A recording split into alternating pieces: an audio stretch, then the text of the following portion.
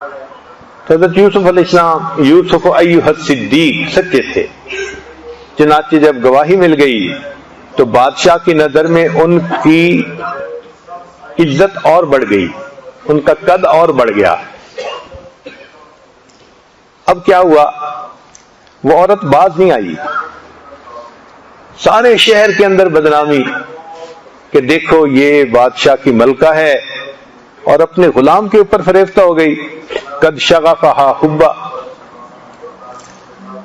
مگر جب عورت ڈھیٹ ہو جائے نا تو پھر یہ ڈھٹائی کے ساتھ اس سے اور آگے قدم بڑھاتی ہے، پیچھے نہیں ہٹتی۔ اس نے کہا اچھا یہ سارے شہر کی عورتیں میرے اوپر باتیں کرتی ہیں، ذرا میں ان کو بھی دیکھتی ہوں۔ مستوں پہ انگلیاں نہ اٹھاؤ بہار میں، مستوں پہ انگلیاں نہ اٹھاؤ بہار میں، دیکھو تو ہوش بھی ہے کسی ہوشیار میں۔ ارے بہار کے موسم میں مستوں پہ انگلیاں کیوں اٹھاتے ہو، اس میں تو ہوش والوں میں بھی ہوش نہیں رہتا۔ چنانچہ اس نے ایسے ہی کیا، عورتوں کو دعوت پہ بلایا اور یوسف علیہ السلام کو کہا کہ کوئی چیز لے کے ان کے سامنے آؤ، کیونکہ غلام تھے، بات ماننی تھی۔ تو یوسف علیہ السلام جب وہاں آئے تو ان عورتوں نے دیکھا تو کہنے لگی کہ ما ھذا بشرا ان ھذا الا ملک کریم، یہ بشر نہیں ہے، یہ تو کوئی بڑا ہی کریم فرشتہ ہے، یہ تو کوئی فرشتہ ہے۔ یہ ان کے تاثرات تھے، اور وہ اتنا متحیر ہوئیں کہ چھری سے سیب کاٹ رہی تھیں یا پھل کاٹ رہی تھیں، اس کی بجائے اپنی انگلیوں کو کاٹ بیٹھی، اس قدر وہ حیران ہوئی۔ پھر اس کے بعد ان عورتوں نے بھی کہا کہ بھئی یہ جو کہتی ہے اگر آپ اس کی بات کو مان لیں تو اس میں کیا مسئلہ ہے۔ حضرت یوسف علیہ السلام نے سنا کہ جو یہ ایک کہتی تھی اب یہ کئی ہو گئی کہنے کے لیے۔ اس وقت انہوں نے دعا مانگی کہ رب السجن احب الی مما یدعوننی الی، اے اللہ یہ عورتیں جس طرف مجھے بلا رہی ہیں نا، اس سے تو پھر جیل میں میرا چلے جانا ہی زیادہ بہتر ہے۔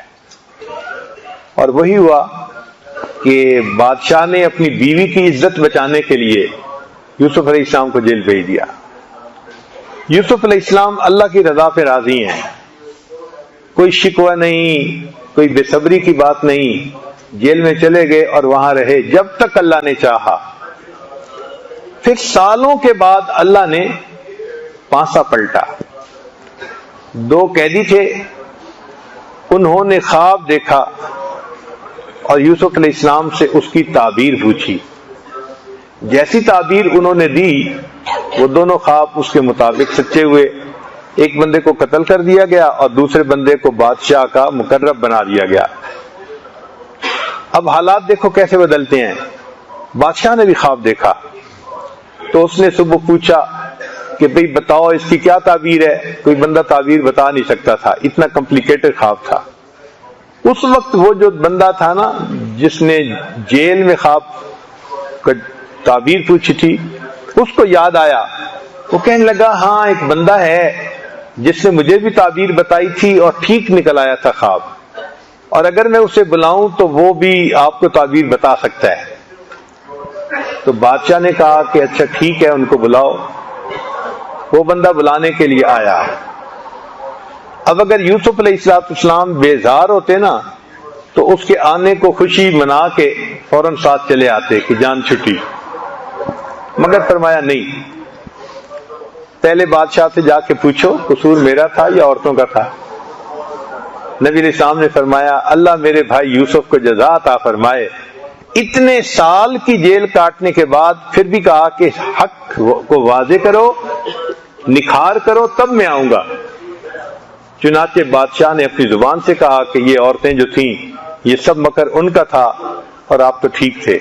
انک الیوم لدینا مکین امین، آپ نے تو آج ہمارے نزدیک بڑا امین شخص ہونے کی حیثیت سے مقام پایا ہے۔ اب انہوں نے تعبیر پوچھی تو یوسف نے انہیں تعبیر بتائی کہ بھئی 7 سال بڑی اچھی فصل ہوگی اور اس کے بعد 7 سال بڑے قحط کے ہوں گے۔ اس نے کہا جی حل کیا ہے؟ انہوں نے کہا حل یہ ہے کہ جب 7 سال اچھی فصل ہو تو جو گیہوں ہیں نا ان کو آپ پریزرو کر لیں، اور جب قحط آئے تو اس میں پھر اس کو یوز کر لیں تاکہ لوگ قحط سے بچ جائیں۔ اب بادشاہ کے دل میں یہ بات آئی کہ میں بوڑھا تو ہو ہی گیا ہوں، یہ نوجوان جس نے میری عزت کی حفاظت کی اور اس نے خیانت نہیں کی، اس کو اگر میں بادشاہ بنا دوں گا تو یہ میرے خزانے میں بھی خیانت نہیں کرے گا۔ وہ جو پیچھے ایک واقعہ گزر چکا تھا نا، وہ اس کے بیک گراؤنڈ میں تھا کہ جو نوجوان میری عزت پہ ڈاکہ نہیں مارتا وہ میری سلطنت پہ ڈاکہ کیوں مارے گا؟ چنانچہ اس نے کہہ دیا جی ٹھیک ہے۔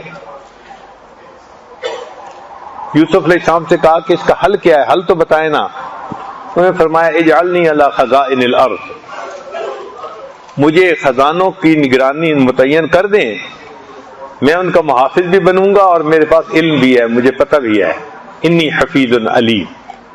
چنانچہ بادشاہ خود دستبردار ہو گیا اور اس نے یوسف علیہ السلام کے ہاتھ میں تمام خزانوں کی کنجیاں دے دی۔ وہ بچہ جو گھر میں غلام تھا اس نے پاک دامنی کی زندگی گزاری، اللہ نے اس کو غلامی سے نکال کے تخت شاہی عطا فرما دی، اب وہ بادشاہ بن گیا۔ چنانچہ یوسف علیہ السلام نے ان 7 سالوں میں گندم کو پریزرو کیا۔ وہ کیسے کہ گندم کو سٹے سے نکالا نہیں، گندم سٹے سے نکل آتی ہے نا پھر جلدی خراب ہو جاتی ہے، سٹے کے اندر رہے تو پھر خراب نہیں ہوتی۔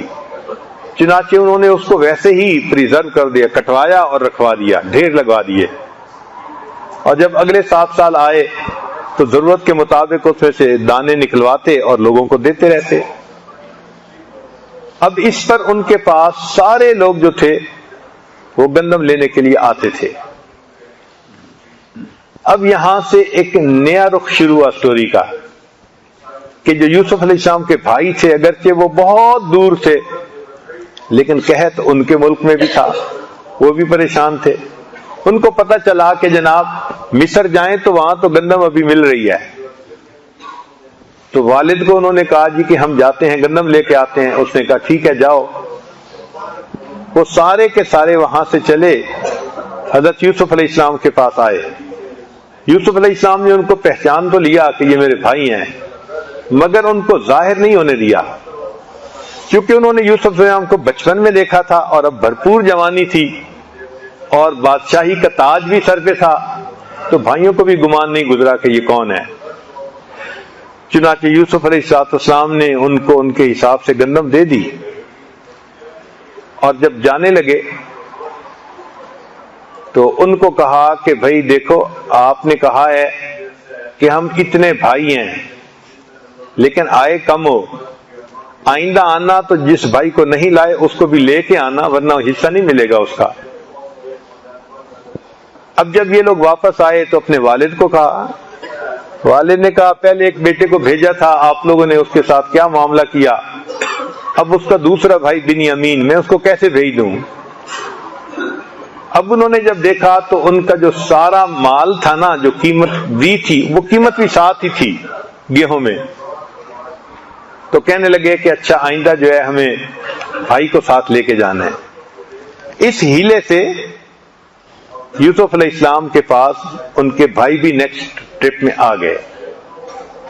اب یوسف علیہ السلام نے ان سب کو گندم تو دی، لیکن جو بھائی بنیامین تھا نا اس کی گندم میں وہ جو برتن تھا نا جس سے پیمائش کرتے تھے وہ چھپا دیا بندوں نے۔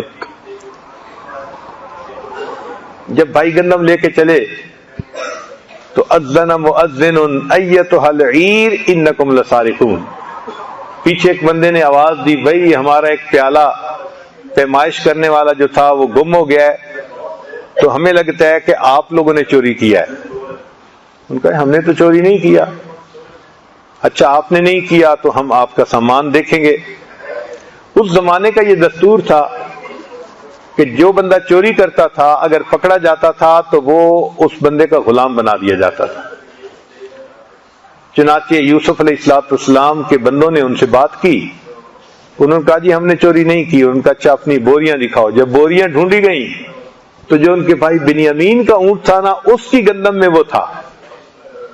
اب جب نکل آیا تو بھائی شرمندہ، کہنے لگے یا ایھا العزیز، اے عزیز مصر، یہ جو ہے نا بچہ، اس کا بھائی بھی اسی طرح چوری کرتا تھا۔ یوسف علیہ السلام پہ بھی بہتان لگا دیا۔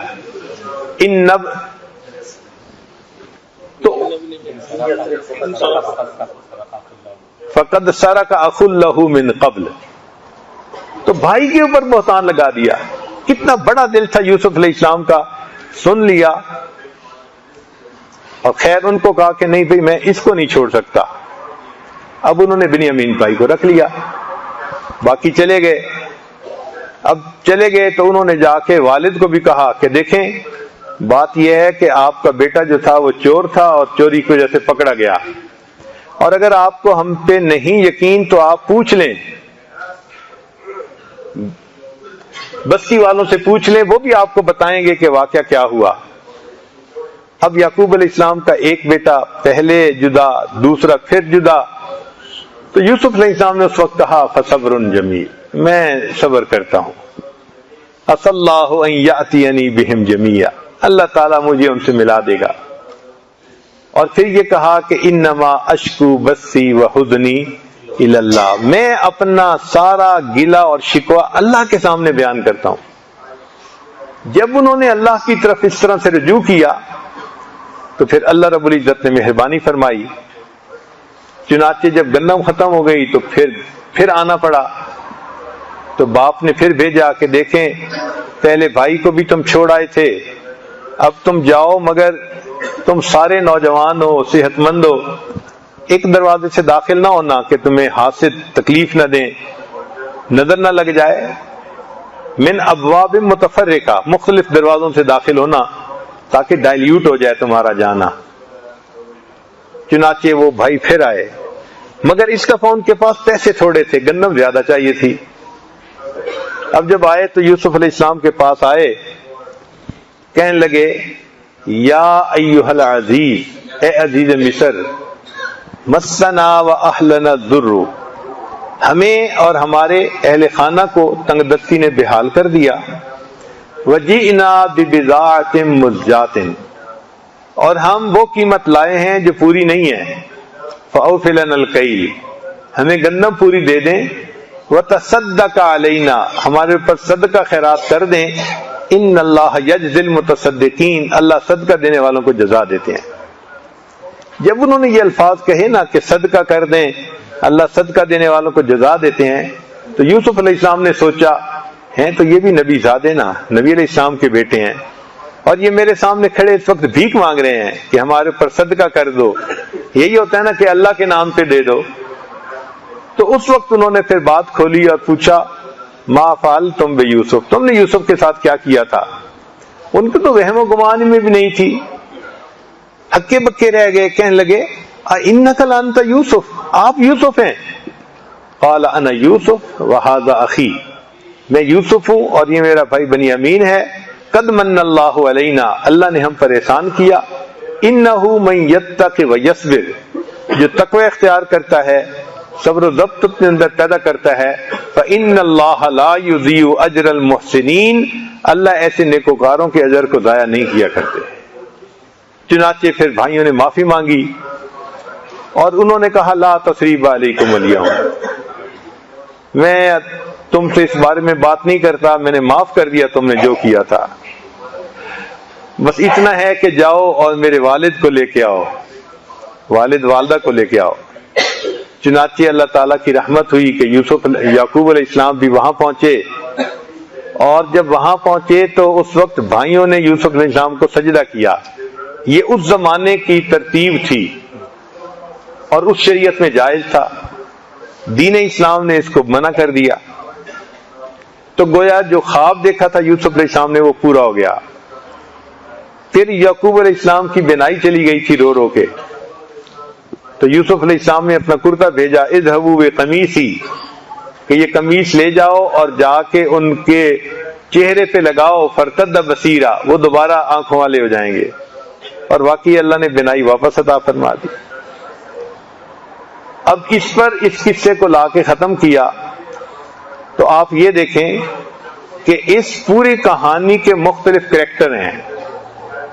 ایک ہے یوسف علیہ السلام، ان کے ساتھ حاسدوں نے حسد کیا اور انہوں نے صبر کیا، اور جب زلیخا نے گناہ کا تقاضا کیا تو انہوں نے تقوی اختیار کیا، صبر بھی کیا اور تقوی بھی اختیار کیا۔ تو جو صبر اور تقوی اختیار کرتا ہے فإن اللہ لا یضیع اجر المحسنین، اللہ ایسے نیکوکاروں کے اجر کو ضائع نہیں کیا کرتے۔ چنانچہ ہر دور میں اور ہر زمانے میں جو بندہ یوسف علیہ السلام کی طرح گناہوں سے بچتا ہے، اللہ اس کو فرش سے اٹھا دیتا ہے اور اس کو عرش پہ بٹھا دیتا ہے۔ عربی میں تخت کو عرش کہتے ہیں، اللہ اس کو عرش پہ بٹھا دیتا ہے۔ تو یوسف علیہ السلام کو عزتیں مل گئیں۔ ایک کریکٹر ہے یوسف علیہ السلام کے بھائیوں والا، چنانچہ انہوں نے حسد کیا، حسد کی وجہ سے ان کو ذلت اٹھانی پڑی، اور بالآخر پھر انہوں نے معافی مانگی تو معافی بھی مل گئی، اور یہ ثابت ہو گیا کہ جو حاسد ہوتا ہے حسد اس کو نیچے گرا ہی دیتا ہے۔ ایک اس میں تھے حضرت یعقوب علیہ السلام کہ ان سے اللہ تعالیٰ نے ایک نعمت کو لے لیا تھا، بیٹا نعمت ہوتی ہے نا، تو ان پر آزمائش آئی کہ ان سے بیٹا لے لیا گیا تو وہ روئے، پھر اللہ نے کافی عرصے کے بعد ان کو بیٹا لوٹا دیا۔ یہاں مفسرین نے ایک پیارا نقطہ لکھا ہے کہ اللہ تعالیٰ جب بھی کسی بندے سے کوئی چیز لیتے ہیں تو جب لوٹاتے ہیں تو بہتر صورت میں واپس لوٹاتے ہیں۔ مثال کے طور پہ اللہ نے آدم علیہ السلام کو جنت سے باہر نکالا اور ان کی اولاد کو اللہ نے اس دنیا میں کمالات عطا فرمائے اور پھر ان کو جنت عطا فرمائی، تو دیکھو کامل کر کے واپس لوٹایا۔ بچہ آتا ہے تو اس کے اندر تو کمال نہیں نہ ہوتا، تو کمزور ہوتا ہے، لیکن اللہ تعالیٰ بہتر صورت میں اس کو واپس لوٹاتے ہیں۔ چنانچہ ابراہیم علیہ السلام سے اللہ تعالیٰ نے بیٹے کی قربانی مانگی تھی تو انہوں نے بیٹے کو قربان کیا۔ ایک بیٹے کو قربان کیا، اللہ نے اس کو بھی قربان نہیں ہونے دیا، اور پھر اللہ نے کیا وجعلنا یعقوب نافلہ، نفل کے طور پہ اللہ نے ان کو یعقوب علیہ السلام بھی عطا فرما دی۔ تو دیکھو اللہ جب کسی سے کچھ لیتا ہے نا اور وہ بندہ صبر کرے تو اللہ اس چیز کو بہتر لوٹا کے واپس فرما دیتے، یہ دستور ہے۔ یوسف علیہ السلام کو اللہ نے لیا تھا یعقوب علیہ السلام سے بچپن میں تو بچہ کامل نہیں نہ ہوتا، لیکن یعقوب علیہ السلام نے صبر کیا، اللہ نے بچے کو اس وقت لوٹایا جبکہ بچہ پیغمبر بھی بن گیا تھا اور وقت کا بادشاہ بھی تھا، تو دیکھو بہتر صورت میں واپس لوٹایا نا اللہ نے۔ تو جو بندہ اللہ سے ڈیل کرتا ہے نا نقصان کبھی نہیں اٹھاتا، ہمیشہ نفع کا سودا ہوتا ہے، بس صبر کرنا ہوتا ہے۔ تو دیکھیے یوسف علیہ السلام نے صبر کیا، اللہ نے ان کے ساتھ خیر کا معاملہ کیا۔ ہماری زندگی میں بھی کئی مواقع ایسے آتے ہیں، زلیخائیں ہوتی ہیں، کبھی میسج آتا ہے، کبھی فون آتا ہے نوجوانوں کو، کبھی ای میل آ جاتی ہے، کبھی فیس بک پہ کوئی کانٹیکٹ کر لیتا ہے، تو وہ زلیخا حیت اللہ کی کہہ رہی ہوتی ہے۔ اب اس وقت جو بچہ کہے گا معاذ اللہ، میں اللہ کی پناہ مانگتا ہوں، تو یہ بچہ ہوگا جس کو عزتیں ملیں گی۔ اور جو بچہ کہے گا کہ کوئی نہیں دوستی کر لیتے ہیں بعد میں نیک بن جائیں گے، یہ گویا یوسف علیہ السلام کے بھائیوں کے راستے پہ چلنے والا کہ اقتلوا یوسف او اطرحوہ ارضا یخل لکم وجہ ابیکم وتکونوا من بعدہ قوما صالحین۔ تو پھر اس کے ساتھ یوسف علیہ السلام کے بھائیوں والا معاملہ ہوگا، ذلت ملے گی، انجام برا ہوگا۔ تو اس صورت میں ہمارے لیے بہت سبق ہے۔ ایک کریکٹر تھا زلیخا کا، تو زلیخا کے نفس میں خواہش پیدا ہوئی اور وہ اس کو ریزسٹ نہ کر سکی، اور اس نے گناہ کا اظہار کر دیا اور پھر گناہ پہ جمی رہی، نتیجہ کیا نکلا کہ بالآخر وہ ملکہ ہو کے بھی بدنامی کی زندگی گزارنے لگ گئی۔ تو سبق ملا کہ جس لڑکی کو گناہ کا موقع پیش ہو اور وہ لڑکی اپنے آپ کو ریزسٹ نہ کر سکے، انوالو ہو جائے، تو اس کا نتیجہ ذلت کے سوا پھر اور کچھ بھی نہیں ہوتا۔ جیسے زلیخا کو ذلت ملی تھی، آج بھی بہت ساری زلیخائیں ذلت پاتی ہیں، اس لیے کہ وہ اپنے نفس کا مقابلہ نہیں کر سکتی۔